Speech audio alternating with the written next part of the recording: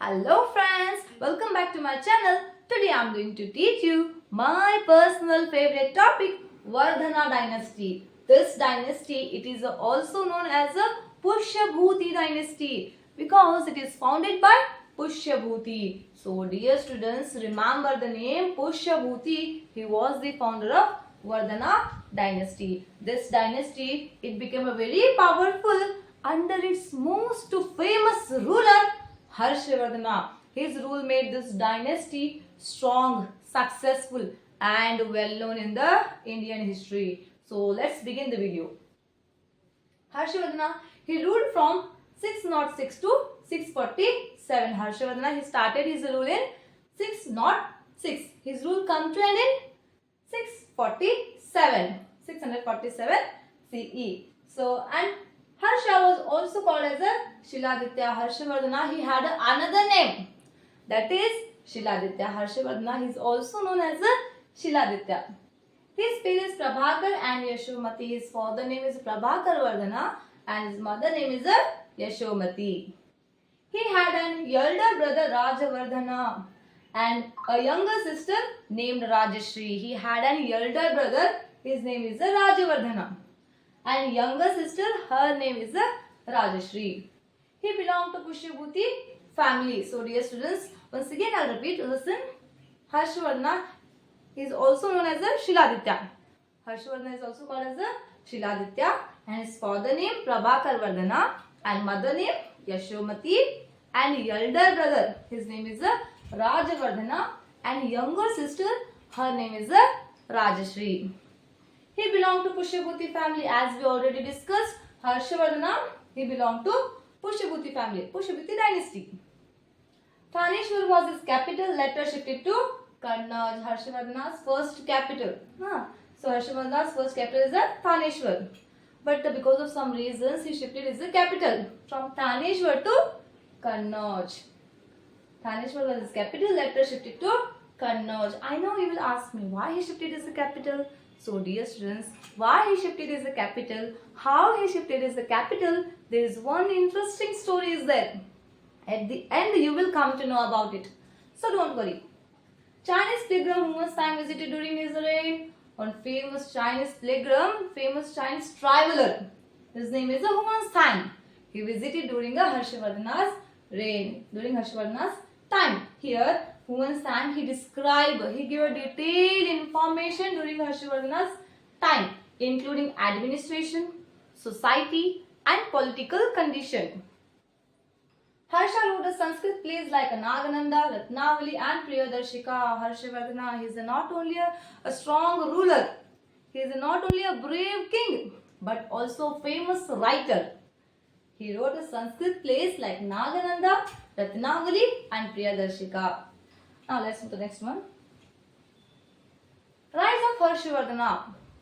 After the death of his father Prabhakar Vardhana in 605 CE, here at the very young age Harshavardhana, he lost his father. After the death of his father Prabhakar Vardhana, his mother Yashomati performed sati. In very short period of time, Harshavardhana, he lost his both parents. After the death of his father Prabhakar Vardhana, his mother Yashomati, she committed a sati. She performed sati here. His elder brother Rajavardhana became a king and his elder brother Rajavardhana, he became a king. His sister Rajashri was married to Grahavarma. His sister, after this sometimes, his sister Rajashri, she married to Grahavarma. Grahavarma here, he is a king of Kannauj. He is a ruler of the Kannauj.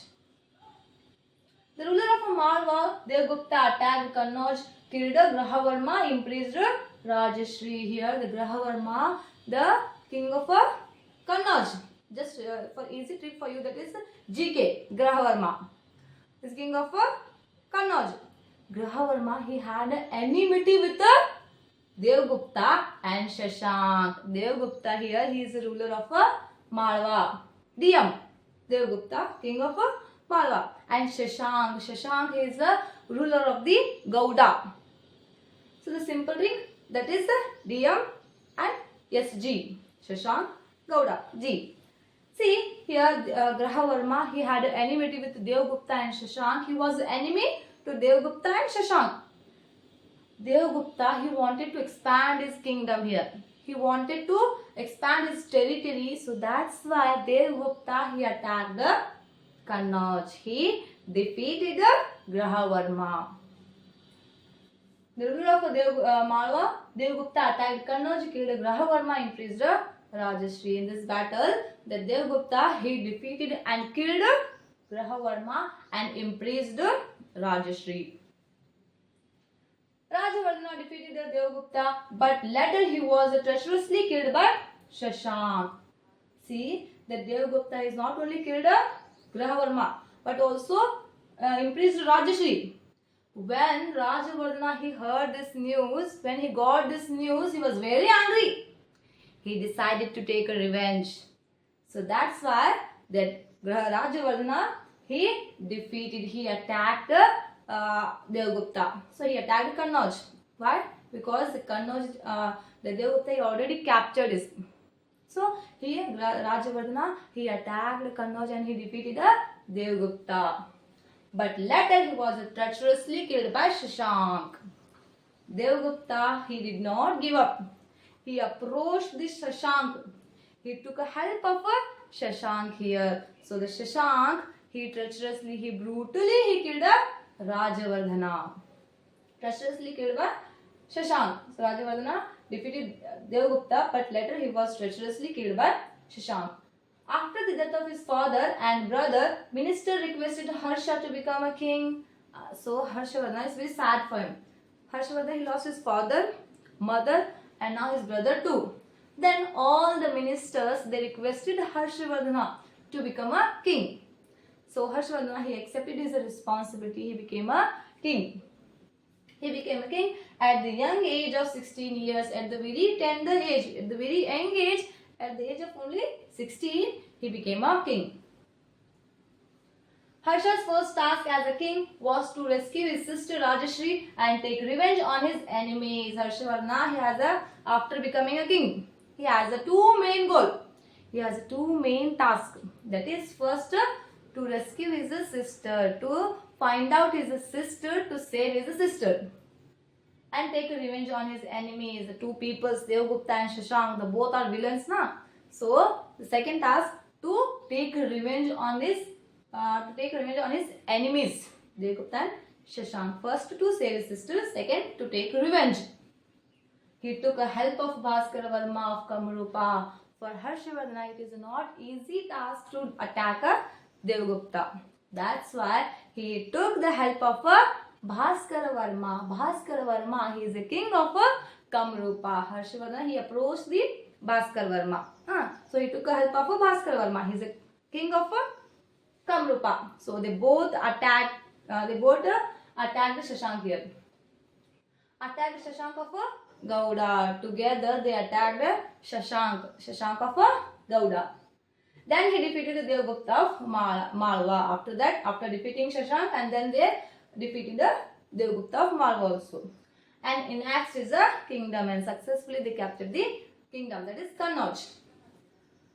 Rajashri, who has been escaped from the prison and went to forest of Vindhyas mountain. Here now second task, the second most important work for Harshavardhana. Second most important that goal, that is to find out his sister. Now he is searching his sister Rajashri everywhere.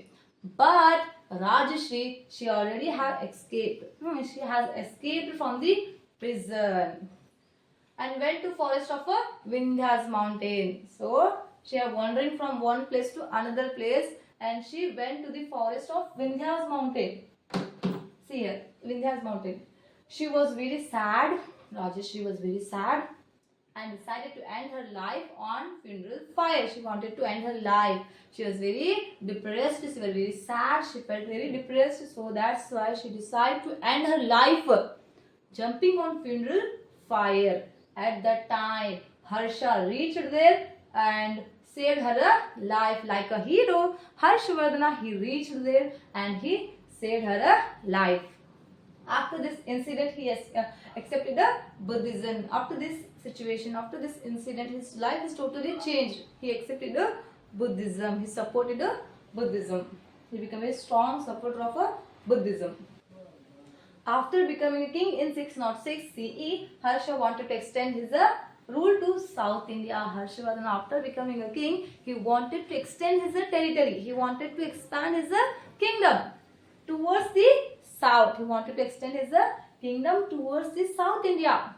At that time, powerful ruler of Chalukya and Deccan was Pulakeshi too. But that time, that South India, it was ruled by Chalukya, and the most powerful ruler is Pulakeshi too. The Chalukya and Deccan means south. At the time, powerful ruler of Chalukya in the Deccan was Pulakeshi too.